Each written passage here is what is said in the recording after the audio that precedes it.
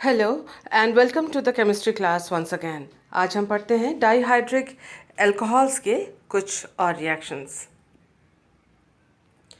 तो देखिए जो 1,2 ग्लाइकॉल है या इथिलीन ग्लाइकॉल है, जो कि एक विसिनल ग्लाइकॉल है। विसिनल ग्लाइकॉल यानी दो निकटवर्ती जो कार्बन है उनके ऊपर OH ग्रुप अगर हो तो उन्हें विसिनल ग्लाइकॉल कहा जाता है और उसे लिखा जाता है विस करके आगे ग्लाइकॉल नाम दिया जाता है, लिखा जाता है।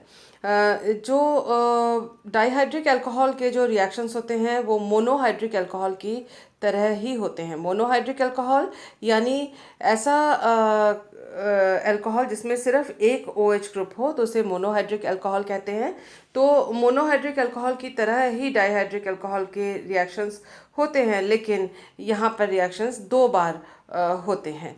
यानी they contain 2 OH group, 2 OH group हैं, यहाँ पर कंटेन के बाद स्पेस दीजिएगा, और दो प्राइमरी OH ग्रुप्स हैं, तो दो बार अल्कोहल के मोनोहाइड्रिक अल्कोहल के रिएक्शंस होंगे। लेकिन यहाँ एक जो बात ध्यान देने वाली है वो ये कि सेकेंड अल्कोहलिक ग्रुप, जो सेकेंड OH ग्रुप है, वो needs more vigorous conditions for reactions. वो सेकेंड जो OH ग्रुप होता है उसके लिए ज़्यादा स्ट्रॉन्ग कंडीशंस, प्रबल अभिक्रिया के परिस्थितियों के द्वारा ही, स्ट्रॉन्ग कंडीशंस के द्वारा ही सेकेंड जो OH ग्रुप है उसका रिएक्शन होता है। तो सबसे पहले हम पढ़ते हैं reaction with sodium. This reaction is same as in monohydric alcohols. Monohydric यानी एक OH ग्रुप वाले अल्कोहल की भांति ही यहाँ पर डाईहाइड्रिक अल्कोहल यानी दो OH वाले अल्कोहल ग्रुप वाले अल्कोहलिक मॉलिक्यूल, जो कि इथिलीन ग्लाइकॉल हम जिसका पढ़ रहे हैं, reaction same to same reaction OH group का यहाँ पर होगा। देखिए जो पहला OH ग्रुप रिएक्ट कर रहा है और ONA में बदल रहा है, परिवर्तित हो रहा है रिएक्शन के द्वारा, और सोडियम पर वो उसका जो रिएक्शन है टेम्परेचर है 323 केल्विन है। यहाँ पहले सोडियम के रिएक्शन या फर्स्ट OH ग्रुप के रिएक्शन के द्वारा मोनोसोडियम ग्लाइकोलेट यानी सिंगल ONA में परिवर्तित हुआ, लेकिन जो सेकेंड OH है उसको कन्वर्ट करने के लिए टेम्परेचर जो है वो पहले से हाई, देखिए यहाँ 323, यहाँ 433 केल्विन का उपयोग किया गया इस टेम्परेचर का। इसकी वजह से ही सेकेंड जो OH है वो कन्वर्ट हुआ ONA में, तो डाइसोडियम ग्लाइकोलेट हमें प्राप्त होता है हायर टेम्परेचर पे। आइए देखते हैं हम नेक्स्ट रिएक्शन। नेक्स्ट रिएक्शन जो हम अपने स्क्रीन पे देख रहे हैं वो फास्फोरस ट्राईहैलाइड के साथ है। ये वह same to same monohydric alcohol यानी सिंगल OH वाले अल्कोहल में जो रिएक्शन था सेम टू सेम वो रिएक्शन यहाँ पर है। देखिए इथिलीन ग्लाइकॉल का फास्फोरस ट्राईहैलाइड जो यहाँ पर PBr3 है उसके यानी फास्फोरस ट्राईब्रोमाइड है, उसके साथ रिएक्शन कराया गया तो एक OH जो है वो Br में के द्वारा सब्स्टिट्यूट प्रतिस्थापित हो गया और इथिलीन ब्रोमोहाइड्रिन हमें प्राप्त हुआ। दूसरे PBr3 फास्फोरस ट्राईहैलाइड के मॉलिक्यूल के द्वारा रिएक्शन इसके बाद थोड़ा स्ट्रॉन्ग कंडीशन में होती है, जिससे 1,2 डाइब्रोमो इथेन प्राप्त होता है। फास्फोरस आयोडाइड वाला जो रिएक्शन है वो ग्लाइकॉल के साथ वो एग्जामिनेशंस में पूछा जाता है, कॉम्पिटिटिव एग्जाम्स में भी पूछा जाता है। खासतौर पे ये देखिए कि यहाँ पर जब फास्फोरस आयोडाइड के साथ इथिलीन ग्लाइकॉल का रिएक्शन होता है तो 1,2 डाई आयोडो इथेन प्राप्त होता है, और वो जो कि अनस्टेबल है, इसीलिए वो आयोडीन मॉलिक्यूल को लूज करता है, -I2 इसमें से निकल जाएगा और फिर ये इथिलीन में परिवर्तित हो जाता है। तो Pi3 और PBr3 के रिएक्शंस एक दूसरे से अल्कोहल के साथ या 1,2 ग्लाइकॉल के साथ यहाँ पर डिफरेंट है, इस बात का आप ध्यान रखिएगा।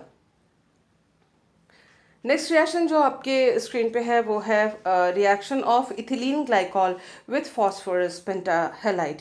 फास्फोरस पेंटाहैलाइड यहाँ पर PCl5 लिया गया है, उसके साथ रिएक्शन हुआ तो पहले एक OH रिप्लेस हुआ, सब्स्टिट्यूट या प्रतिस्थापित हुआ Cl के द्वारा, और नाम आपको अब तक याद हो चुका होगा, ये है इथिलीन क्लोरोहाइड्रिन, और या अगर कोई दूसरा हैलोजन है वो उसकी जगह हम लिख सकते हैं इथिलीन हेलोहाइड्रिन, और उसके बाद सेकेंड स्टेप में फिर PCl5 के साथ दोबारा रिएक्शन होता है और दूसरा OH भी स्ट्रॉन्गर कंडीशन में हाई टेम्परेचर पे रिप्लेस हो जाता है और 1,2 डाइब्रोमो इथेन प्राप्त होता है। देखिए दूसरा Cl भी यहाँ पर आ गया, ये जो OH है वो रिप्लेस हो गया। इस तरह से फास्फोरस पेंटाहेलाइड के साथ हैलोजनेशन हो जाता है और OH ग्रुप्स जो है वो क्लोरो ग्रुप के द्वारा सब्स्टिट्यूट या प्रतिस्थापित हो जाते हैं। नेक्स्ट रिएक्शन है reaction with hydrogen chloride. Hydrogen chloride के साथ जो इथिलीन ग्लाइकॉल का रिएक्शन है बड़ा सिंपल सा है। देखिए 160 डिग्री टेम्परेचर पे HCl के साथ जब रिएक्शन होता है तो क्लोरोहाइड्रिन, इथिलीन क्लोरोहाइड्रिन बना, यानी एक जो OH ग्रुप है वो प्रतिस्थापित हुआ क्लोरो ग्रुप के द्वारा। और जब टेम्परेचर को हाई किया गया तो वही जो इथिलीन क्लोरोहाइड्रिन है या फिर आप कह सकते हैं 2 क्लोरो इथेनॉल उसका दूसरा नाम है, तो 2 क्लोरो इथेनॉल या इथिलीन क्लोरोहाइड्रिन, उसका जब दूसरा मॉलिक्यूल सेकेंड मोल HCl के साथ रिएक्शन करवाया गया हायर टेम्परेचर पे 200 डिग्री पे, तो आप देख सकते हैं कि दोनों जो दूसरा OH है वो भी रिप्लेस हो गया, क्लोरो ग्रुप से सब्स्टिट्यूट हो गया और हमको मिला 1,2 डाइक्लोरो इथेन। तो इस प्रकार से ये दोनों रिएक्शंस हैं। आइए देखते हैं नेक्स्ट रिएक्शन। नेक्स्ट रिएक्शन बड़ा इंटरेस्टिंग है, ये है कार्बोक्सिलिक एसिड के साथ रिएक्शन। अगर मोनो कार्बोक्सिलिक एसिड यानी एक ही COOH ग्रुप अगर उस एसिड में है तो उसके साथ एस्टर या डाई एस्टर ग्लाइकॉल्स बनाते हैं, एथिलीन ग्लाइकॉल बनाता है। और ये जो रिएक्शन होता है मिनरल एसिड की उपस्थिति में होता है और जैसे आम एस्टरिफिकेशन रिएक्शन है, वाटर मॉलिक्यूल का निकल जाना दोनों एसिड और अल्कोहल और एसिड के बीच में से एक वाटर मॉलिक्यूल निकल जाता है और एस्टर ग्रुप बनता है। तो आप ये देख सकते हैं कि ये हाइड्रोजन और यहाँ से जो है सॉरी ये हाइड्रोजन और यहाँ से OH, ये दोनों हाइड्रोजन एंड OH, ये हाइड्रोजन और ये OH, ये दोनों निकल जाते हैं और जिसकी वजह से जो है एस्टर ग्रुप का बनना होता है। तो पहले बनता है, पहले चरण में बनता है मोनोएसिटेट, यानी एक एस्टर ग्रुप बना और दूसरे चरण में जो रिएक्शन कंडीशंस थोड़े से हार्श कर दिए, थोड़े स्ट्रॉन्ग कर दिए, तो दूसरा भी जो है OH एस्टर ग्रुप में परिवर्तित हो गया, तो ग्लाइकॉल डाइएसिटेट मिला। ये तो रिएक्शन तब हुआ जब ये जो एसिड है वो मोनोकार्बोक्सिलिक एसिड है। देखिए जब डाई कार्बोक्सिलिक एसिड का इस्तेमाल किया जाता है तो पॉलीमराइजेशन बनता है और ऐसे ऐसे पॉलीमर्स बनते हैं जो कि हम रोज़मर्रा की ज़िंदगी में जिनको उपयोग में लाते हैं। देखिए सेकेंड जो रिएक्शन है एसिड के साथ, देखिए ये एसिड है और ये जो एरोमेटिक एसिड है इसका नाम है टेरिथैलिक एसिड। आप देख सकते हैं पैरा बेंजोइक एसिड है इसमें। ये दो जो एसिड ग्रुप्स हैं वो पैरा पोजीशन पे हैं जिसका नाम है टेरिथैलिक एसिड और ये पैरा आइसोमर है और ये डाई कार्बोक्सिलिक एसिड है। डाई कार्बोक्सिलिक क्योंकि 2 COOH ग्रुप इसके अंदर लगे हुए हैं। यहाँ देखिए ये डायोल है जिसका हम रिएक्शन पढ़ रहे हैं, तो इधर से इधर इन दोनों के बीच में ये देखिए ये H, ये सॉरी ये H और यहाँ का OH, ये दोनों मिलकर इस तरह से एस्टर ग्रुप बनाएंगे। इसी तरह से ये जो H है वो दूसरे OH, यहाँ पर अगर कार्बोक्सिलिक एसिड का OH हो उसके साथ एस्टर ग्रुप बनाएगा, जैसे कि आप देख रहे हैं इधर बना लेगा। और जो है इस साइड में ये जो इधर की तरफ जो COOH है उसका जो OH है उसका OH किसी और ग्लाइकॉल मॉलिक्यूल के साथ मिलकर एस्टर बनाएगा। कुल मिला के ये जो डाइकार्बोक्सिलिक एसिड है और ये जो डायोल है 1,2 डायोल, ये आपस में एक दूसरे के साथ रिएक्ट करके एस्टर ग्रुप के द्वारा जुड़ के ये लंबी सी श्रृंखला पॉलीमर की बनाएंगे।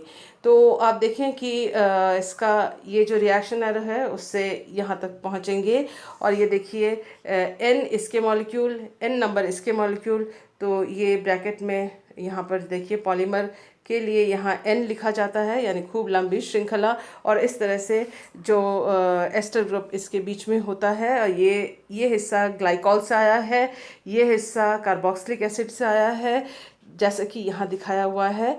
और इस तरह से पॉलीमर श्रृंखला बनती है। ये जो पॉलीमर यहाँ आप देख रहे हैं, ये यहाँ से एरो यहाँ पर, ये जो टेरिथैलिक एसिड के साथ ग्लाइकॉल का जो पॉलीमर बनता है उसको कहते हैं हम पॉलीइथिलीन टेरिथैलेट। पॉलीइथिलीन टेरिथैलेट का शॉर्ट फॉर्म है पेट।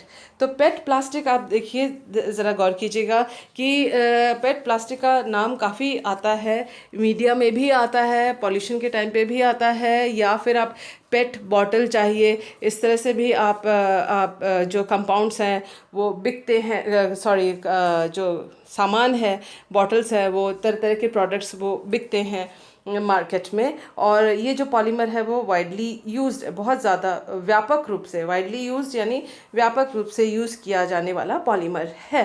तो ये जो पॉलीमर बनता है, पेट यानी पॉली, ई यानी इथिलीन, टी यानी टेरिथैलेट।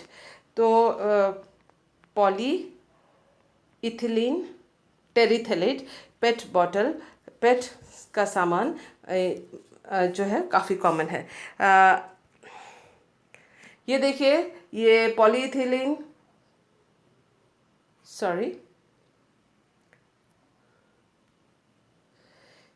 ये देखिए पॉलीइथिलीन टेरिथैलेट के ये बॉटल्स हैं, जो वाटर बॉटल्स हम आमतौर पे अपनी लाइफ में यूज़ करते हैं, या फिर जार्स हैं, जो कैंस हैं, वो भी पेट बॉटल्स हैं। ये पेट प्रोडक्ट्स के कुछ थोड़े से एग्जांपल्स हैं। अपने नेक्स्ट वीडियो में हम और कुछ पॉलीमर्स के बारे में, एक आध पॉलीमर के बारे में और पढ़ेंगे।